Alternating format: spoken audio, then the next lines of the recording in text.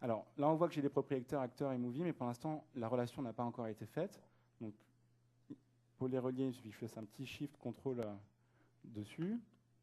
Je vais définir la cardinalité. Donc, on voit qu'on gère un ensemble, enfin différents types de relations. Typiquement, là, c'est des many-to-many, puisqu'un film peut avoir plusieurs acteurs et un acteur peut avoir joué dans plusieurs films. Et donc, c'est ainsi qu'on va définir tout le modèle, enfin, tout son modèle objet, toute sa logique métier de son application dans ce modèle. Alors également, comme je disais tout à l'heure, c'était que les producteurs en base, enfin, les producteurs de la base de données, c'est-à-dire SQL Server ou Oracle aujourd'hui, produisent un ensemble de procédures stockées qui vont permettre de manipuler ces données en base. Maintenant, également, dans CodeFluent, il est possible de créer ses propres méthodes pour générer des procédures stockées autres que celles qu'on vous génère par défaut. Celles qu'on vous génère par défaut sont des procédures stockées de type CRUD, Create, Read, Update, Delete, qui vont vous permettre de créer, effacer ou mettre à jour vos entités. Alors, justement, ce modèle, comme on vous disait, c'est qu'il est indépendant de toute plateforme, et c'est les producteurs qui vont justement l'interpréter pour générer du code qui va être spécifique à une plateforme. Et donc, on a un langage qui permet de modéliser des requêtes qui s'appelle le CFQL, donc CodeFluent Query Language, qui va vous permettre de créer ces nouvelles procédures stockées qui vont contenir votre métier. Et donc, jusqu'à maintenant, il fallait les écrire à la main dans le XML. Et donc, une nouveauté qui vient avec le modeler, ça va être justement de pouvoir créer des méthodes via un éditeur. Donc là, par exemple, ce que je vais faire, c'est que je vais créer une méthode qui va me permettre de charger une collection de films pour un acteur. Donc, on va l'appeler load by actor. Mais on va voir que là, maintenant, pour écrire mon CFQL, je vais avoir une IntelliSense qui est là, qui va me proposer les mots-clés qui vont me permettre de créer une procédure stockée générique, enfin indépendante de toute plateforme, qui ensuite va être interprétée par les producteurs que j'aurai définis plus tard. Donc là, par exemple, on va prendre l'identifiant de mon acteur, qui va être, on va dire, acteur ID, et avec une condition où justement on veut que cet identifiant corresponde à l'acteur ID. Donc là, on voit que je peux me balader dans mon modèle, puisque là, mon entité acteur, elle avait un ID. Je peux faire actors qui correspond à la propriété movie, .id, where, et là, on retrouve justement le paramètre, passant au paramètre. Voilà. Alors, pour gagner du temps, j'ai déjà un modèle tout prêt avec une solution complète. Donc là, on voit mon modèle CodeFluent. Donc c'est l'équivalent. On retrouve mes entités acteurs et movie avec une entité commentaire qui lui est en plus.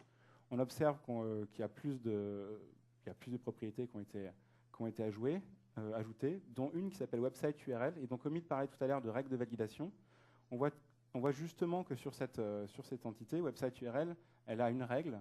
Et si on va regarder de plus près sur cette règle, on voit que c'est une règle de validation d'URL. C'est-à-dire que cette propriété doit contenir une URL, et si une autre information est rentrée dedans, est saisie dedans, cette information sera non valide. Et donc ça, c'est très important parce que dans les couches graphiques cette règle métier va être implémentée dans le BOM, et comme les couches graphiques sont basées sur le BOM, on va pouvoir très facilement mettre en pratique cette règle métier dans les couches supérieures. C'est ce qu'on va voir juste après. Également, on voit que j'ai un ensemble de producteurs qui ont été définis ici. Et un autre intérêt du modeler, ça va être de pouvoir configurer plus facilement ces producteurs. Où là, on voit, tout comme tout à l'heure, quand j'avais cliqué sur l'entité, on voyait un ensemble de propriétés que je pouvais configurer pour configurer mon entité ou mes propriétés. J'ai la même chose sur les producteurs. Voilà. Alors, je vais passer. On voit que sur mes producteurs, j'ai un producteur SQL Server. Également, j'ai mon producteur Business Object Model, le BOM, donc mon modèle objet qui correspond à un ensemble de classes C#. Et ensuite, j'ai le producteur Microsoft SharePoint Producer qui va me produire des web parts qui vont me permettre, qui vont créer l'interface graphique de mon application. Et donc tout ça, tous ces producteurs sont configurés pour pointer vers des projets Visual Studio de telle manière que je vais pouvoir éditer le code, l'étendre par des classes partielles ou le modifier si le besoin en est. Alors on va voir ce qui a été généré par SharePoint. Donc SharePoint génère des web parts, et au-delà de ça, le producteur SharePoint a une fonctionnalité qui s'appelle le créateur de site, qui permet automatiquement de créer un site qui va me permettre de tester et de m'assurer que les web parts générées fonctionnent bien. Et donc, à l'intérieur, on retrouve dans l'application Media Library que j'avais créée, on retrouve 3 pages qui ont été automatiquement créées par ce créateur de site, et qui va me permettre de tester chacune de mes entités. Et donc, dans chacune de ces pages, on retrouve justement 2 web parts Donc là, il se trouve que c'est une webpart de type formulaire qui va me permettre de lister les instances d'un film. Et également, j'ai une deuxième webpart juste en dessous, qui est une webpart de type formulaire ici, qui va me permettre de voir le détail d'une de mes instances. Donc là, j'avais sélectionné le film Avatar. On voit le détail de ce film Avatar. Également, Omid parlait tout à l'heure des blobs, donc des binary large objects, qui sont des documents binaires. Là, justement, c'en est l'exemple, puisque cette affiche, c'est justement un gros JPEG, mais ça pourrait très bien être une vidéo ou un document, un PDF ou un fichier Word à ce niveau-là.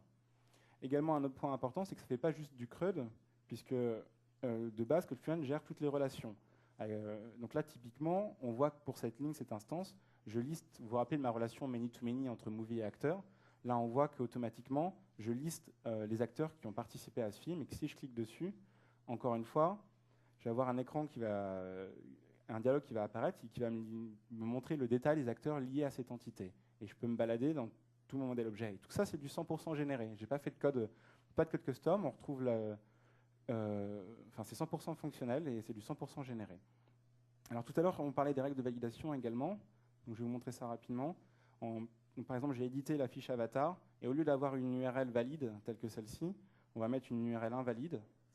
Et on va voir que quand je vais essayer de sauvegarder, je vais avoir une erreur de validation.